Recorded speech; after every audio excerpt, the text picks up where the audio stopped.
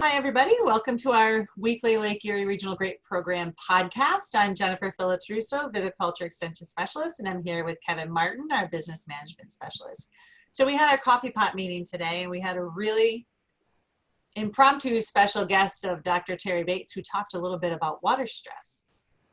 Yeah, we weren't really planning on that, but it turns out this year is going to be hot and dry, at least so far. So it was kind of a current event that came up. I'm melting over here. Hot and dry right now, maybe a little humid. But yeah, he actually had some really kind of old research that he shared with us, because it's been a while since we had a drought, and it's really hard to time studies on this kind of stuff waiting for a drought to happen, because it's fairly unusual. It's fairly unusual in our climate. So took advantage of that study, he shared it with us, and we'll see how the rest of the growing season goes. I think you'll see that we might not need to be worried today, but we're starting to get there. So join us for our next coffee pot meeting, and in the meantime, enjoy this excerpt from this week's coffee pot. So let me ask, since I see Terry's picture there, he may be on and listening. He's coming on. How you doing, Terry? Hey, I want to put you on the spot, and everybody asked before, when's bloom going to be? I'm going to ask you now, when's harvest going to be? Looking at, if you had a crystal ball and we continue on the same trajectory, later crop, we won't hold you to this, but yeah. So again, verations should hit 69 days after bloom. I don't know what that calendar date that is. And when we have dry years, that tends to touch off a little early. So it's 69 days plus or minus a couple days. And usually it's the dry years that, because you end up having lower berry weight. And so it touches off verasion a couple days early. And then late crop, go 35 to 40 days after verasion. okay. Somebody break out their calendar and figure that out. So what, average verasion is August 23rd. Bloom was 2 days early, so that makes it the 21st. Give it a couple days, like August 20th. And then depending on your crop load, so it's not just your crop size, but how healthy your vines are. We usually hit 16 bricks between 35 and 40 days after that.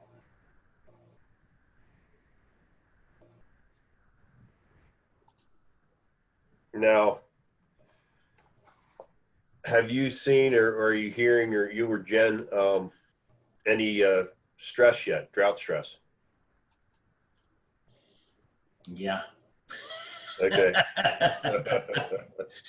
Let's see if I can share my screen. Of course I have graphics, and I've been sitting here, my screen's been off. I've been sitting there trying to pull slides like, I swear, someone's going to ask me about stress.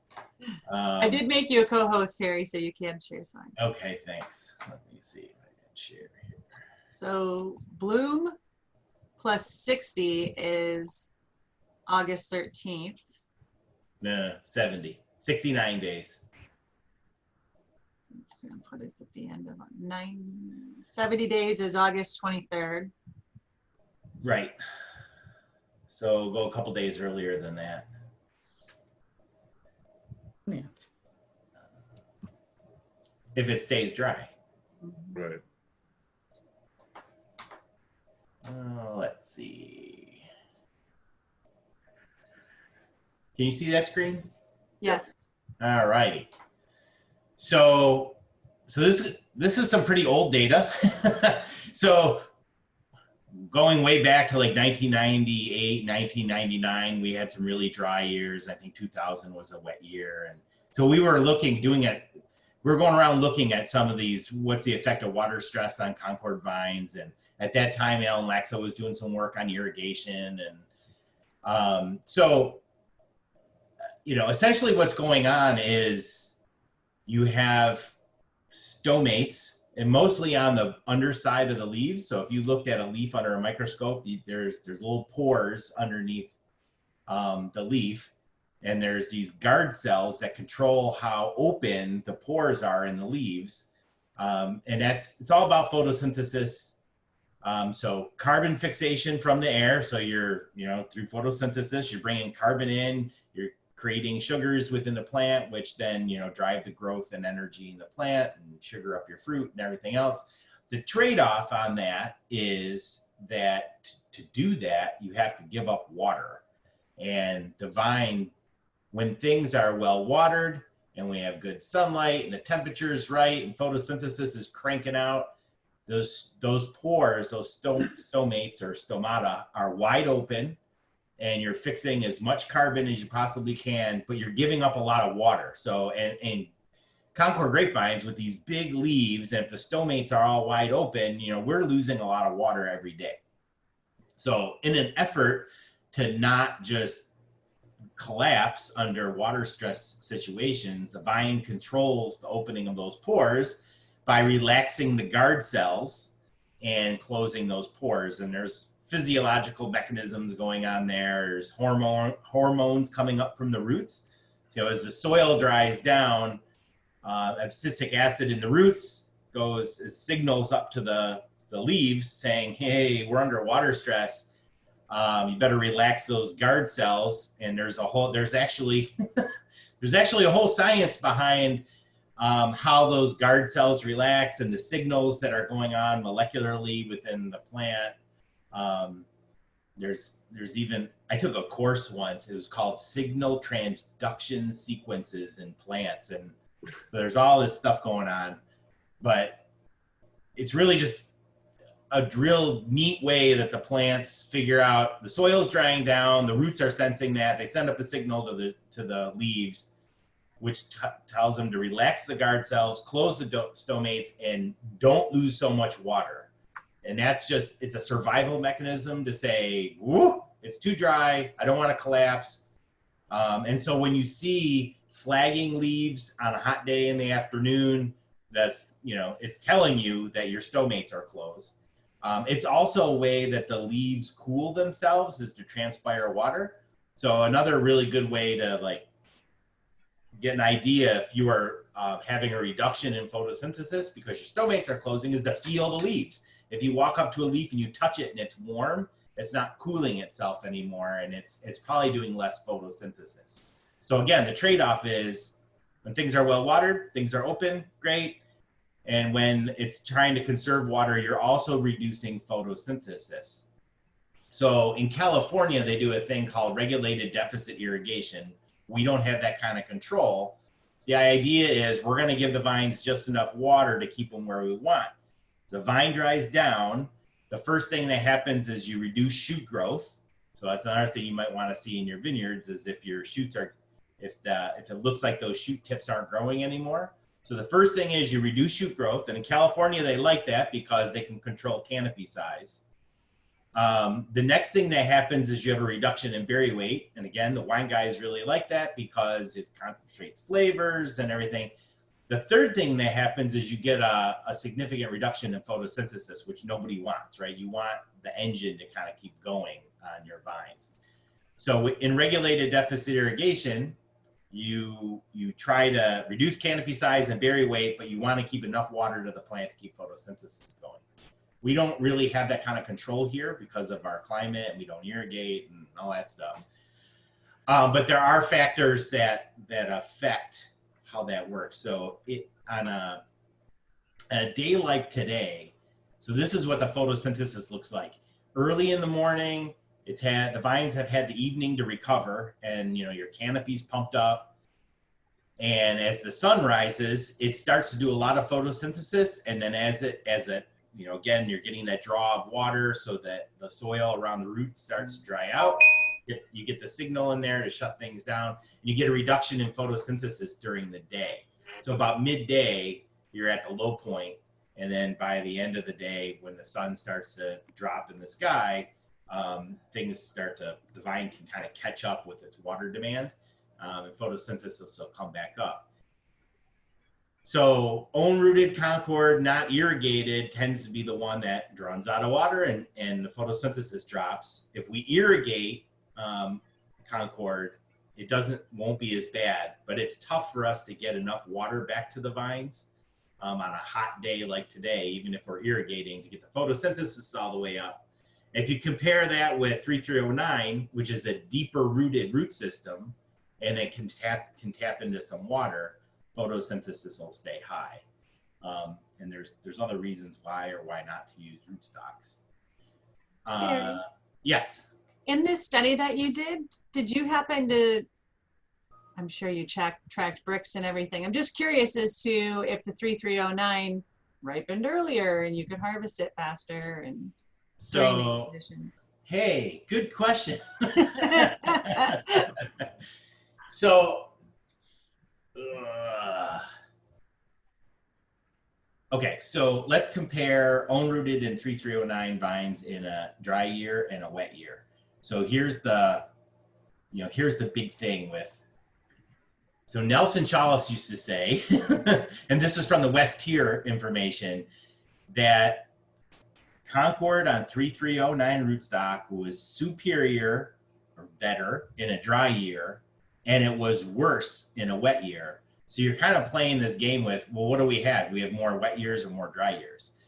And what that is saying is that if we get into a dry year like we're having right now, and own-rooted Concord run out of water and photosynthesis is reduced, we can get to the point where you have lower vine size, delayed fruit maturity, it just can't make sugar as fast because it's not doing as much photosynthesis, where the 3309 vines would be well watered essentially through the whole season. Photosynthesis is high, you get bigger berries and higher sugar.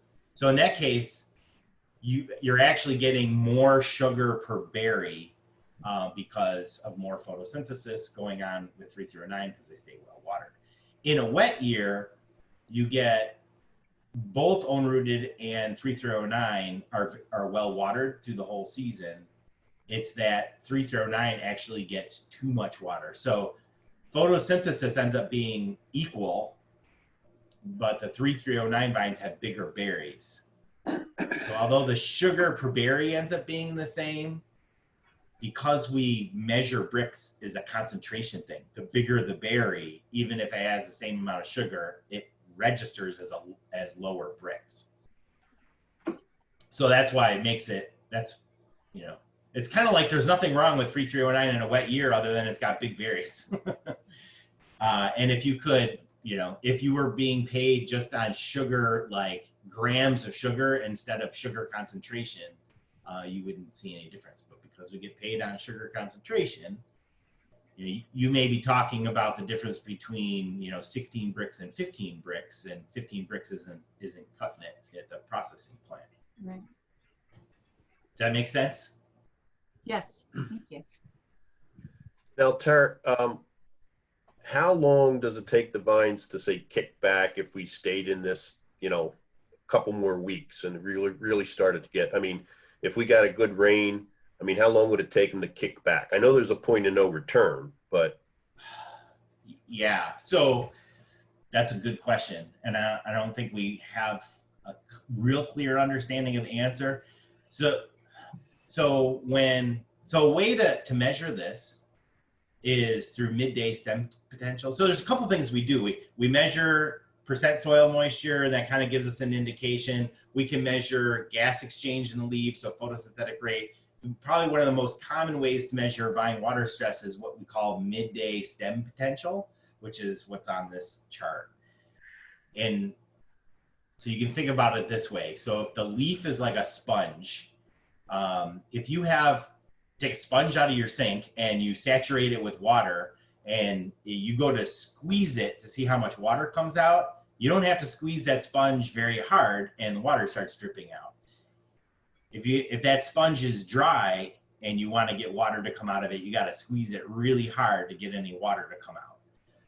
Midday stem potential works very similarly. If you take a well-watered plant and a well-watered leaf and you put it into a pressure chamber and you see how much pressure it takes to get water to come out of the stem. That's that's a pressure bomb or a pressure chamber. And so you're measuring that, essentially just measuring the pressure it takes to get out of leaf. If the vine is water stressed, you have to squeeze it really hard before you can get the water to come out of the stem. So, you know, and so we measure, it's measured negatively. So if we're in, you know, -6, -7, there's no water stress. If we're down to like -10, you're under severe water stress. Now we haven't taken any pressure bombs yet this year, but I'm guessing at this point, we're probably in the -8, -9 range. We're right at kind of on this mild water stress. So to answer your question, when Alan Laxo would do his irrigation trials out here, he would actually wait until the vines became water stressed, like in the -8 to -10 range, and then he'd irrigate back. And he could never really get the vines fully pumped back up with water. And so you're under water stress, you're starting to reduce photosynthesis, well, you're not going to grow any more new roots. And then when you get water, you don't have this root capacity there to bounce back. When we ran the soil pH trial in Fredonia, we had split our, you know, we had different levels of soil pH, different levels of fertilizer, and then we also split the blocks and had irrigated and non-irrigated. And the difference was we never let them run out of water. We irrigated them whether they needed it or not. So they never ran into the -8, -9, -10. You know, they were always in the -5, they're always well watered. So in that case, I think if you know you hit a dry period but you're irrigating back, you know, you never get into that stress level so that your vines can recover. So I don't know if that really answers your question. I think at this point we get some rain, no problem. We get another couple weeks of really dry weather and then we get some rain, it's going to be tough for them to recover because they're going to lose root capacity. So then if we continued on that, we talked about an early harvest. I mean, it could possibly be not as early as we think because vine shutting down. Exactly. Yeah. I mean, you're splitting hairs there. I mean, you're coming down to a couple days here and a couple days there. Yeah. You know, unless it gets really, really dry, which I don't think we've ever seen. Like real dry where we're starting to like lose leaves and stuff. Typically when we just have a dry year, the berries are smaller, which tends to concentrate the sugar. They color up early and your fruit ripens and everybody's happy. But the big hit comes to your vine size. So your ripe paraderm for the next year drops. You know, say you're working with a 2-pound vine, you're going to make that a 1-pound vine or a ½ pound vine really quick if it's too dry. Okay, thanks. Thank you. Which, you know, so then you're starting to ask the question, what's the impact of this year's drought on next year's crop potential? Pay me now or pay me later. Well, it's still early, so I don't want to. Yeah. I don't want to scare people, but yeah, no, I don't want to scare anybody either. So oh shoot, I don't have the right slide up here, but hopefully everybody has fairly good weed control. So again, since we don't irrigate, we have to conserve the soil moisture we have or pray for rain. And then the way we do that is we have good weed control this time of year. So hopefully everyone's got pretty good weed control on. You're conserving the soil moisture that you have so that when it does rain or the water that's there in the soil is available to the vines and is not being taken up by other green stuff growing in the row center. So the studies that we've done is, you know, mulch is better than anything green growing in the row center. You know, there's the whole question about cover cropping, so I think growing cover crops in the non-dry parts of the season is very good to improve soil structure. It improves, you know, water penetration into the soil. It actually increases your available water range to have those cover crops there and improve soil health. But when you get to this part in the season, you don't want to have any competition going on. So I think cover crops is going to be a real good thing, as there's work being done now on it. And I think there's a lot of signs pointing towards, if we can find the right combination for cover cropping in the wetter parts of the season, that it's going to have benefits during the dry part of the season, as long as you terminate that cover crop at the right time. Then the next question, again, with the dry season, would you expect the potash? Could you sort of touch on that?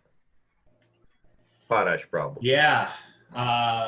So if we depend, man, you ask these complicated questions. So yeah. So our general management strategy is make sure there's enough potash or enough potassium in the vine to support the crop if we run into one of these dry season things, because potassium does not move very well through dry soil. So when the soil dries down, the plant can't take it up. And the crop's going to take it one way or the other. And the only way they can get it is from the leaves. So that's when you start to see the potassium deficiency in the leaves, is that the fruit is sucking it out of the leaves because it can't get it from the ground. So usually that's why we usually say, you want to have, 2% in your petioles at bloom time. You want to make sure you're just kind of keeping that potassium level up. Another factor is crop size. And if we're saying that the crop is kind of mediocre, then the potassium demand isn't going to be there like would be if you had a 8 to 10 ton per acre crop and it turns dry, is when you're going to see the potassium deficiency. One more question. Go for it. We did have frost, and we've got vineyards out there with primaries and secondaries. How do you think at harvest will those secondaries catch up somewhat, so that your sugar levels will be decent enough to harvest everything at the same time? Yeah. Or you think? So ask me again in a couple weeks, because we're measuring that. Okay. Okay, so we've looked at that before in the West here when we had a partial frost in there. We had a mix of primaries and secondaries. And in that case, the secondaries caught up. They were only a few days behind on bloom, and they ended up catching up. So this year we looked at it in our mechanical shoot thinning trial. So we have vines where we actually took off 100% of the shoots, and then vines where we had no shoots removed. And then we have everything in between, like by 10% increments. So we have everything from like 0% shoot removal up to 100% in 10% increments. And we're going to look at what point do secondaries start to grow? And when the secondaries are growing, how delayed is the fruit? So if you take a Concord and you say remove 20 or 30% of the shoots, we measured this last year, the shoots just don't grow back. So you're just left with primaries. Other hybrids, if you do that, they grow shoots out everywhere with secondary crop on them. But Concord, probably it's the variety, it's that we're growing them on their own roots and maybe a little bit of water stress. That the secondaries, if you just remove a couple shoots, the secondaries don't grow back. But if you take off all the shoots, the secondaries grow back. So what is that point?